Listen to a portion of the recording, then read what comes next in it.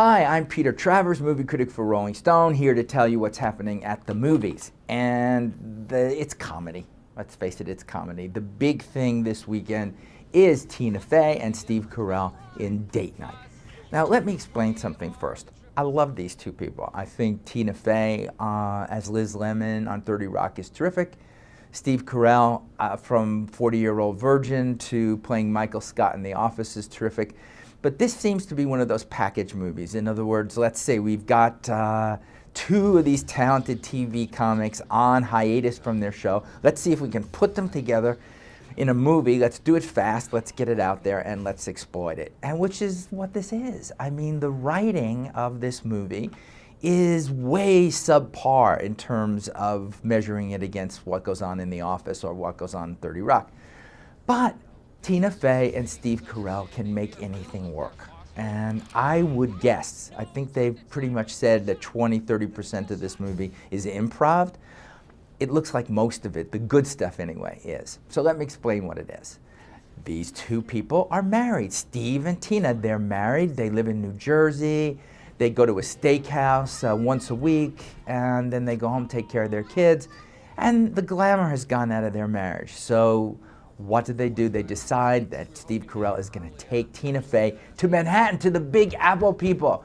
Going to take her there on a night and get into a restaurant that nobody could get into. They go in, they say that they're the Triple Horns. When they know the Triple Horns have a table, they take the Triple Horn table, which is, of course, something they shouldn't have done because this is the mob is involved in this. Can't you see it? Didn't we see movies like this from way back with Scorsese when he did After Hours, Adventures in Babysitting, The Out-of-Towners? Yes, they're going to get in trouble. That wonderful night out that was going to be glamorous and romantic is going to become monstrous. Yeah, we've seen it all before. Sean Levy, who's the director, did all the Night at the Museum movies, so there's no anarchy in this movie.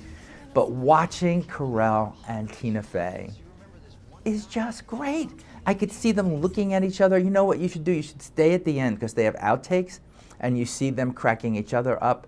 And that works too because you're just watching them spark each other. So I'm saying forget the movie. It's kind of useless, but Tina Fey and Steve Carell are terrific. And the other good thing is they've loaded this with their friends. People have come in and done cameos. James Franco is in it, Mark Ruffalo is in it, Mila Kunis is in it. Even Ray Liotta comes in it playing a mobster. Can you believe this? The good fellow himself is a mobster.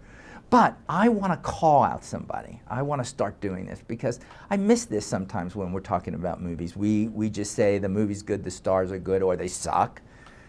But there is a cameo in this movie by one Mark Wahlberg, Oscar nominee for Scorsese's The Departed, who is teasing his ass off in this. He plays this like security weapons expert, and Tina Fey and Steve Carell have to go to his apartment, begging him for help against the mob so they can escape this night. And he always has his shirt off. He's never wearing a shirt. So every time he comes up, Carell is getting more and more pissed off that Mark Wahlberg will not put on a shirt. When are you going to put on a shirt?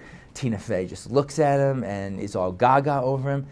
But the great thing is to see Mark Wahlberg just having fun. He's having fun teasing his own image. I'm going to give him a special award. I don't know what that award is going to be, but I want you to take his little head out, have it popping all over this movie, and say, good for you, Mark Wahlberg, and good for you, Tina Fey and Steve Carell. There's another movie out there. It's a documentary, doesn't play in a lot of theaters, but if you happen to be around one where it is, go see it. It's called When You're Strange. It's a Doors song. It's a documentary about the Doors. I mean, the surviving members of this group after Jim Morrison died have had nothing but problems, and they say this is the antidote to the Oliver Stone movie on the Doors, you know? I can go into so much Oliver Stone stuff. I have a lot of problems with what he does. But Val Kilmer was great as Jim Morrison in the movie, but the movie didn't have much truth to it.